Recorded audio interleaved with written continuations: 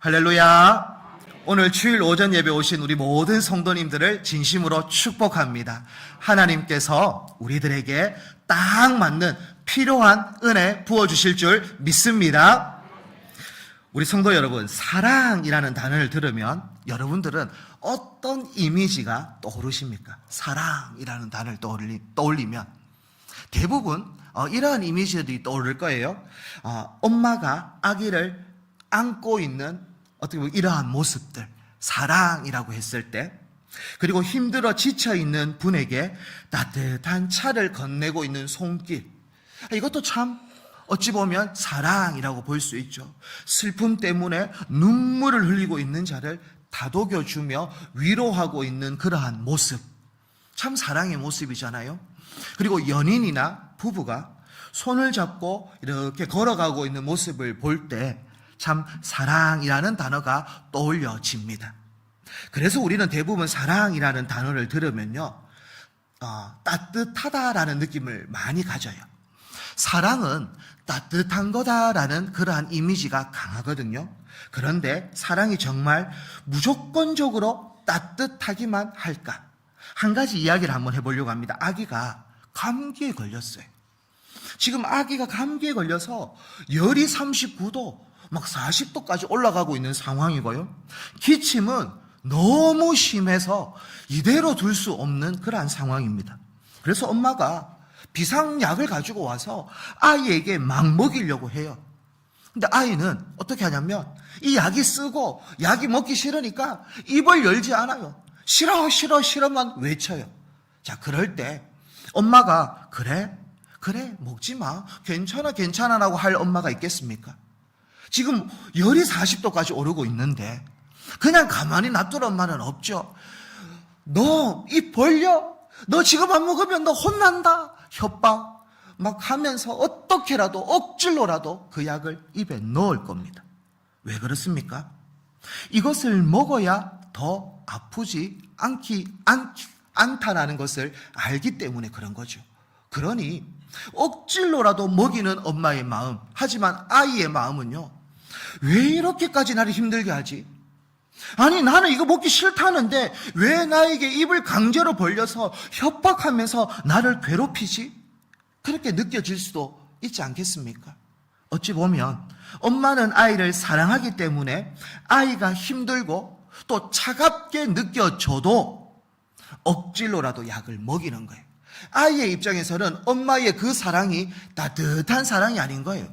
차갑게 느껴지는 거예요. 왜 이렇게 냉정하지? 왜 이렇게 나를 괴롭히지? 라고 느껴질 만큼 차갑게 느껴집니다. 성도 여러분, 바로 여기서 우리가 사랑의 모습을 깨달을 수 있는데요, 사랑은요 항상 따뜻하게만 나타나지 않는다라는 겁니다. 때로는 우리가 견디기 어려울 만큼 차갑게 느껴질 때도 있다라는 거예요. 인생의 걸음을 걷다 보면요, 찬바람이 불 때가 있어요. 기도해도 응답이 없어요. 상황은 풀리기보다 오히려 더 꼬여서 더 이상 어떠한 소망과 어떠한 희망도 없는 것처럼 보일 때가 있어요. 그럴 때 우리의 마음에는 어떠한 의문이 드는 줄 아십니까? 하나님은 나를 사랑한다 해놓고는 왜 내한테 이런 고난을 주는지 모르겠다. 왜 나를 힘들게 하는지 모르겠다. 왜 나를 괴롭히시는지 모르겠다. 진짜 하나님 내 사랑하는 거 맞나? 이런 마음이 들 때가 있단 말입니다. 정말 하나님이 우리를 사랑하지 않으신가요? 아니죠. 하나님 우리를 사랑하고 있습니다. 이건 변하지 않는 진리예요. 우리는 하나님의 사랑을 오해할 때가 있죠. 하나님은 늘 나를 따뜻하게만 사랑해줘야지, 하나님의 차가운 사랑을 경험하는 순간 우리는요 오해하는 거예요. 하나님은 나를 미워한다, 하나님은 나를 벌 주고 있다, 나를 싫어한다, 이러한 오해를 하게 되어지는 거예요. 저는 오늘 말씀을 통해서 하나님의 뜨거운 사랑도 분명히 있지만 하나님의 차가운 사랑을 한번 살펴보면서 은혜를 나누려고 하는데, 그 첫 번째가 무엇이냐면 고난은 사랑의 증거이다라는 거예요.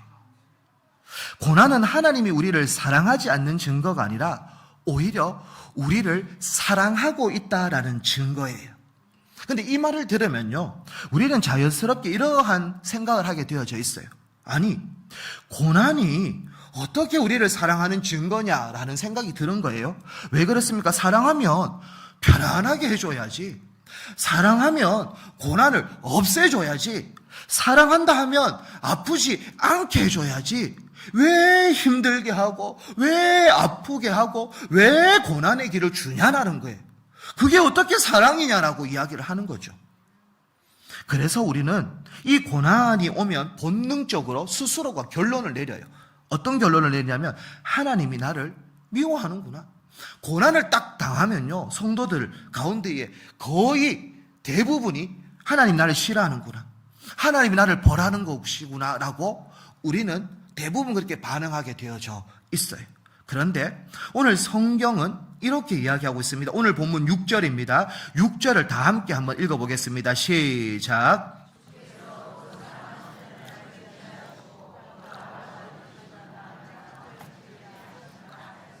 아멘. 여기서 우리가 하나 꼭 살펴봐야 할 단어가 징계입니다. 징계. 자, 징계라는 말을 들으면요, 대부분 한국 사람들은 어떻게 받아들이냐면 벌이라고 느껴집니다. 징계하겠다 이렇게 하면 당연히 벌을 주는 것 같고 처벌하는 것 같은 느낌이 들죠. 이것은 대한민국의 문화적으로 그렇게 느껴질 수밖에 없어요.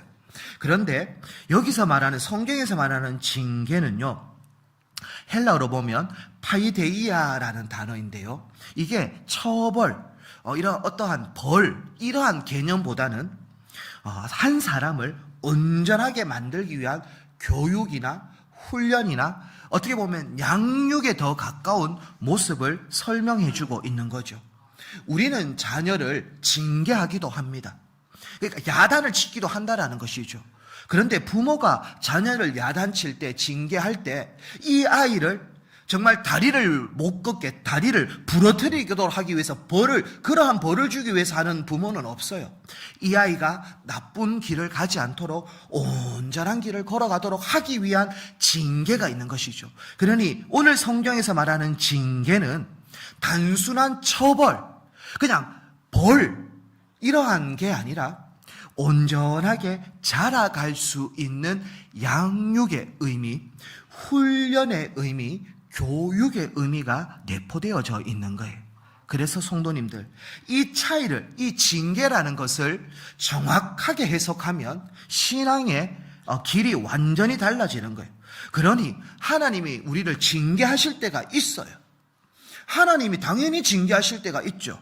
우리가 온전한 자가 아니지 않습니까? 우리가 완벽한 자가 아니지 않습니까? 우리는 죄를 짓기도 하고 넘어지기도 하고 또 잘못된 길로 가기도 하고 다 양 같아서 각기 제 길로 가는 그러한 우리의 모습이지 않겠습니까? 그러니 하나님은 우리를 징계하실 때가 있죠.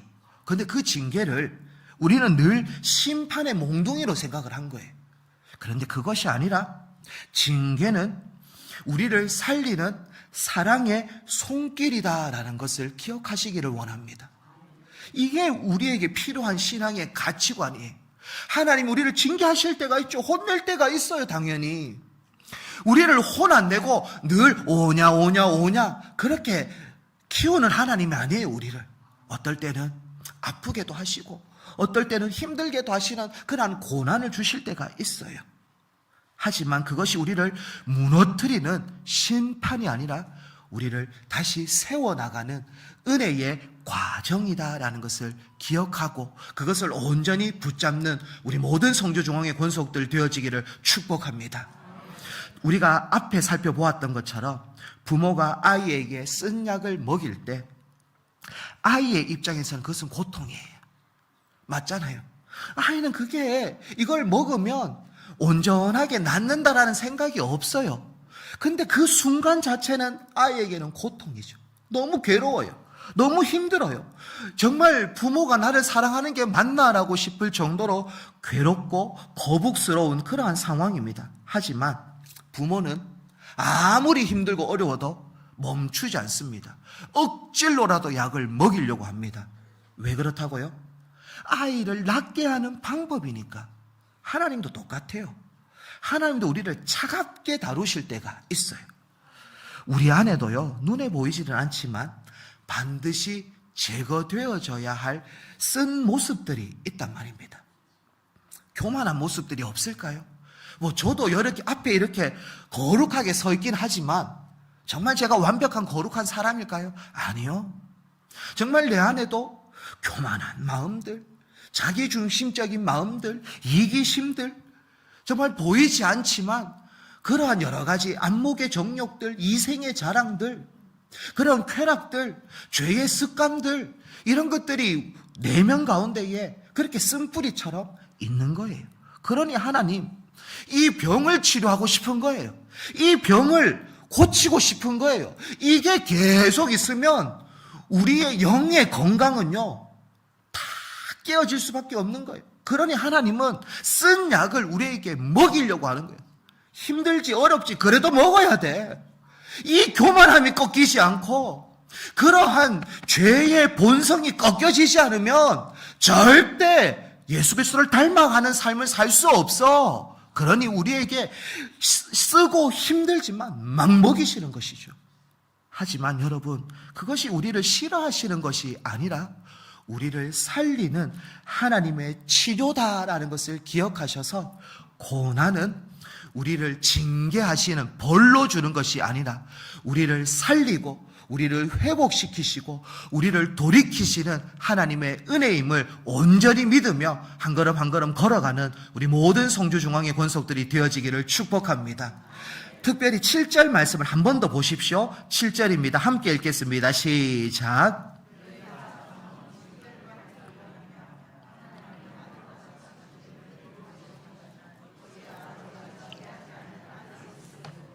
아멘. 자, 하나님이요, 징계를 하시는데 하나님이 아들처럼 대우하기 때문에 징계한다라고 이야기를 해요.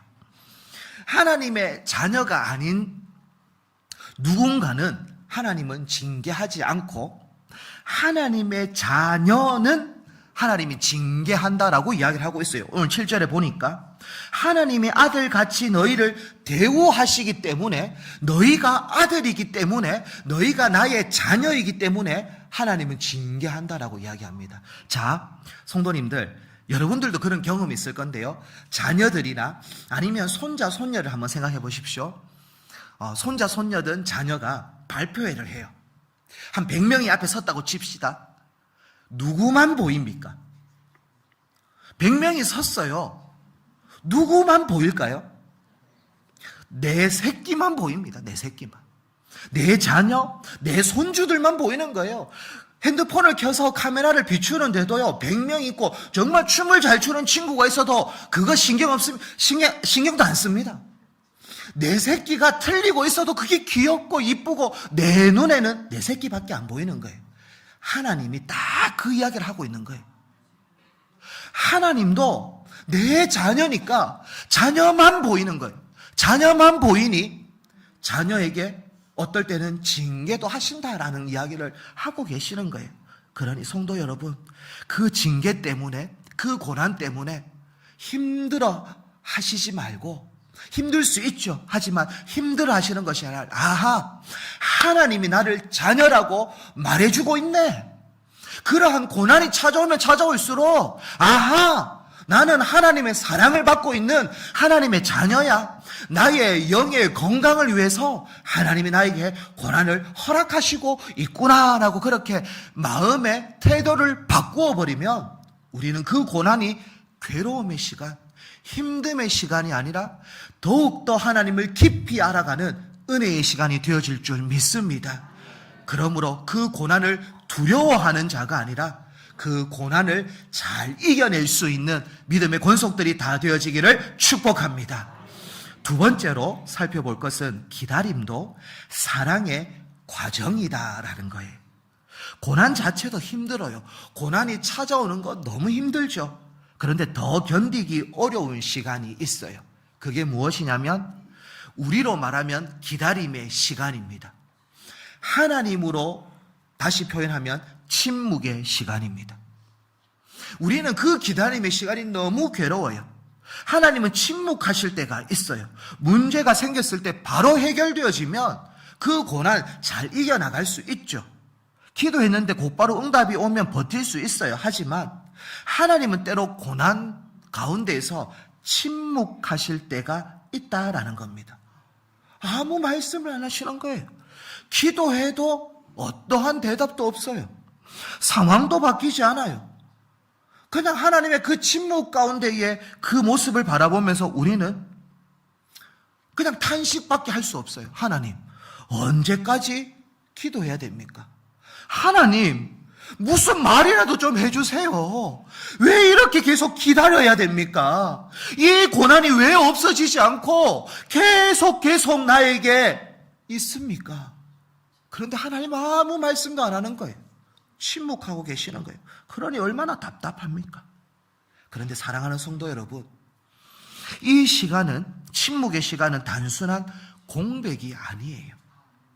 하나님이 가장 깊이 일하는 시간이 침묵의 시간입니다. 이 기다림의 시간을 가장 처절하게 통과한 사람이 있는데 그 사람은 구약 성경의 요셉이에요. 요셉은요, 형들에게 버림받잖아요. 그래서 구덩이에 던져지죠. 노예로 팔려갑니다. 그리고 그 노예에서 또 누명을 쓰고 감옥에 갇혀요. 그래서 감옥에서 그렇게 수감 생활을 하고 있는 중에 술 맡은 관원장을 만나게 되어져요. 그런데 꿈을 해석해 주는데 이 사람이 복권하게 되어지는 것을 알게 되어진 거예요. 이제는 이 술 맡은 관원장이 애굽 바로 왕에게 그렇게 이제 부름을 받게 되어지는 것을 해석해 줘요. 그래서 뭐라고 하냐면, 당신이 관직을 회복하거든, 복권되어지거든, 나를 기억해 주세요. 요셉이 여기 억울하게 감옥 생활한다는 거 기억해 주세요 라고 이야기를 해요. 자, 그런데 성경은 어떻게 이야기하고 있는가? 창세기 40장 23절 한번 보시겠습니까? 뭐라고 적혀 있는지 제가 한번 읽어드릴게요. 술 맡은 관원장이 요셉을 기억하지 못하고 그를 잊었더라. 완전 까먹어버린 거예요. 요셉이 그렇게 꿈도 해석해주고 이제 당신이 복권되어질 것이고 이제 왕 곁에 계실 때 나를 기억해달라고 그렇게 신신당부했는데 싹 까먹어버리네요. 얼마나 외롭고 얼마나 답답하고 얼마나 우라통이 터졌겠어요. 이거 꿈에서 해줬더만. 인생에서 가장 차가운 순간이 언제냐면 잊혀졌다고 느껴질 때인 거예요. 아무도 기억해 주지 않고 그냥 나의 이 존재를 아무도 생각하지 않는 잊혀질 때가 가장 차가운 순간이에요. 기도해도 닿지 않는 것 같고 하나님이 내 이야기를 듣지 않는 것 같고 세상에서 나만 멈춰있는 시간을 그렇게 살고 있는 것 같은 그러한 순간, 얼마나 차가운지 몰라요. 아무 일도 일어나지 않는 것 같은 그 자리에서 하나님은요, 요셉을 빚고 있는 거예요. 침묵의 시간 동안 요셉을 만들고 계셨어요. 겨울에 나무를 한번 떠올려 보십시오. 겨울에 나무를 보면요, 찬바람이 불어서 잎이 다 떨어져요. 그러니까 겉으로 보면 정말 이제는 죽은 것 같이 앙상한 가지들만 보여 있죠. 그런데 어떻습니까? 죽은 것이 아니죠. 더 깊이 살아가려고 모든 영양분을 뿌리에 다 두고 봄이 오기를 기다리고 있는 것이죠. 그러니 봄이 올 때 그렇게 벚꽃도 피는 것이고 이렇게 초록초록한 그런 잎들을 무성하게 내는 거예요. 결국 봄에 더 크게 자라가기 위해서 숨죽이고 기다리고 있었던 것이죠. 우리 인생에는 겨울이 없습니까? 우리 인생에도 겨울은 찾아와요. 하나님이 아무런 응답 안 해주시는 침묵의 시간이 있다라는 겁니다. 그때가 우리를 성장시키려고 하시는, 우리를 만들어 가시는, 우리를 빚어 가시는 그러한 순간인 거예요. 요셉은 노예의 시간을 통해 애굽의 문화를 배우게 되어집니다. 감옥의 시간을 통해 억울함을 견디는 인내의 법을 배우게 되어져요. 기다림의 시간을 통해 하나님만 의지하는 믿음을 갖게 되어지는 시간이 이 시간이었어요. 요셉이 바로 총리가 되어진 게 아니에요. 하나님은 요셉이 총리가 되어지도록 하기 위해서 다 준비시키시고 만드셨다라는 것을 기억하셔야 됩니다. 하나님은 우리를요, 만들고 계세요. 우리를 빚고 계세요. 우리를 훈련시키고 계시다라는 거예요. 근데 그 기다림, 우리는 늘 조급한 거예요. 하나님, 그냥 첫 술에 배부르게 해주세요. 그냥 예수 딱 믿으면 완전하게 만들어주세요. 그렇게 놀부심보를 가지고 있어요. 우리는 그냥 한 번에 뭐 다 되는 것처럼. 아니요. 열매도 그냥 맺어지는 게 아니에요. 농부의 땀이 흘려지고 농부의 수고가 묻혀졌을 때 열매가 맺혀지는 것처럼 신앙도 여러분 그냥 가만히 있는다고 되어지는 게 아니에요. 철저히 외로움을 경험하는 그 기다림, 그 고난의 시간 가운데에서 하나님 우리를 빚어가시고 우리를 다듬어 가시고 우리를 만들고 계시다라는 것을 기억할 수 있기를 축복합니다.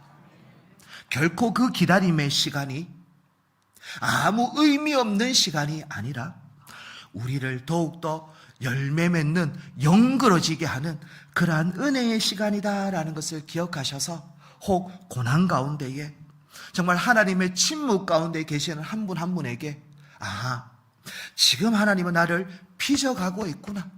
하나님이 지금 나를 만들어가고 있구나 라는 것을 기억하셔서 그 시간을 잘 이겨내서 정금과 같은 믿음의 사람들이 다 되어지기를 축복합니다. 마지막 세 번째로 살펴볼 것은요, 결국 우리를 완성하시는 사랑이다라는 거예요. 이제 우리는 마지막 질문 앞에 서게 되어집니다. 하나님, 왜 이렇게까지 하십니까? 왜 고난을 허락하시고 왜 기다리게 하시고 왜 침묵하십니까? 자, 왜 이렇게까지 하십니까? 라는 이 질문에 오늘 본문은 이렇게 답을 합니다. 11절 말씀인데요, 우리 다 함께 한번 읽어보도록 하겠습니다. 시작.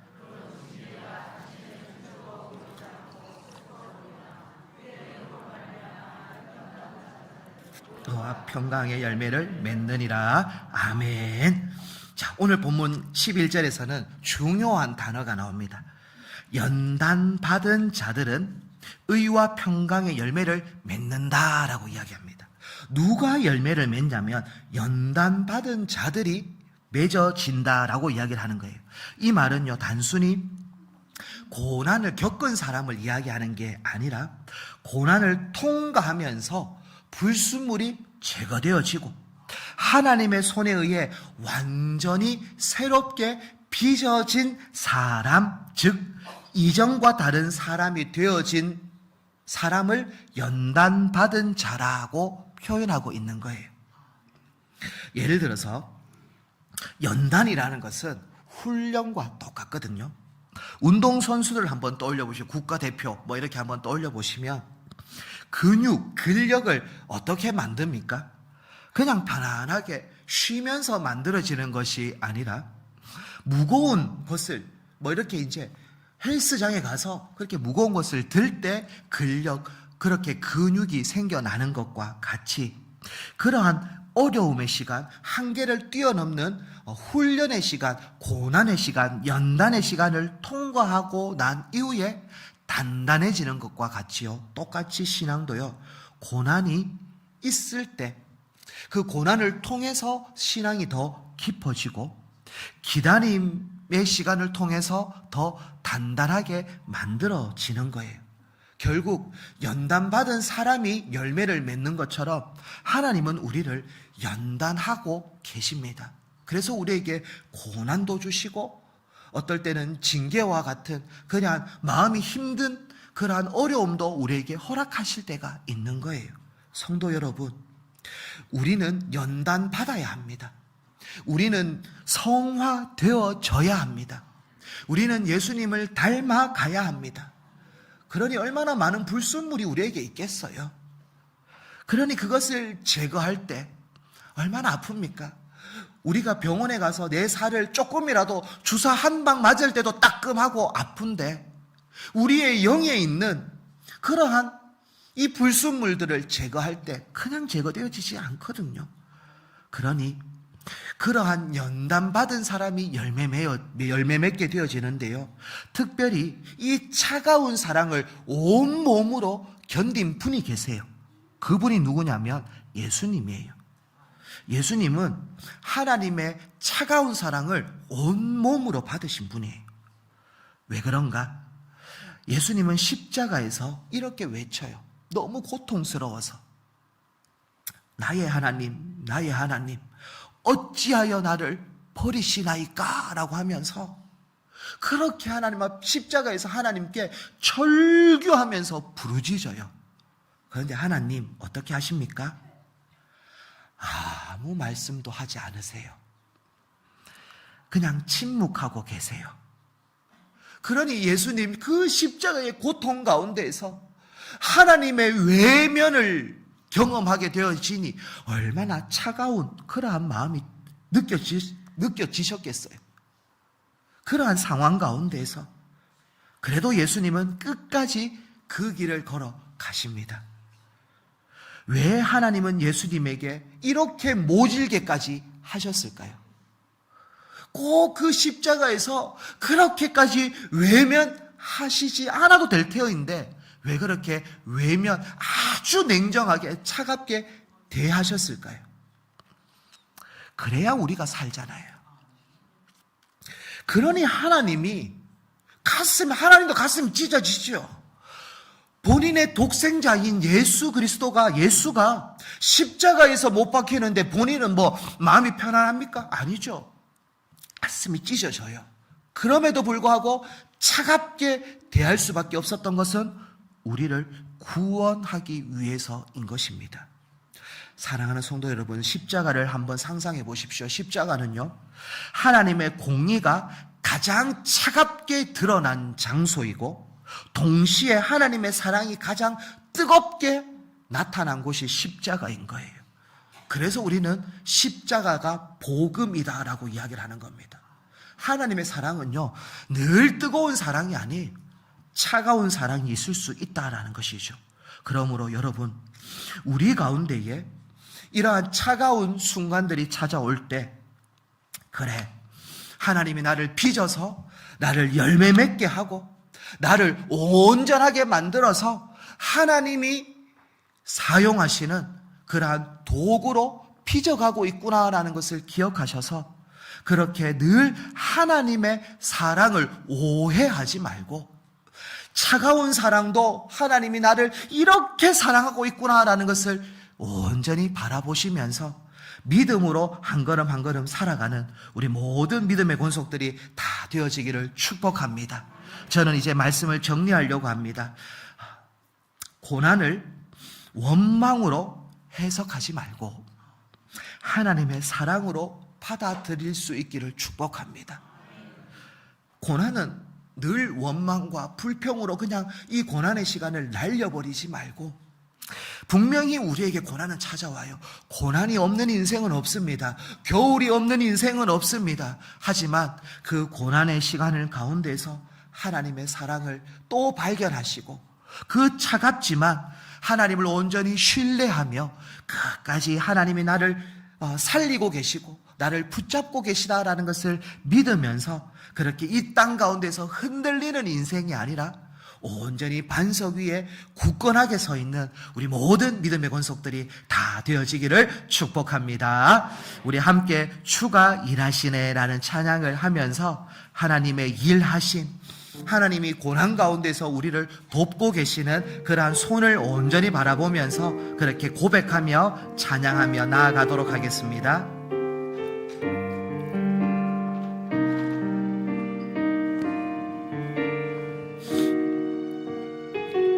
날이 저물어 갈 때, 날이 저물어 갈 때, 빈들에서 걸을 때, 그때가 하나님의 때. 내 힘으로 안 될 때, 빈손으로 걸을 때, 내가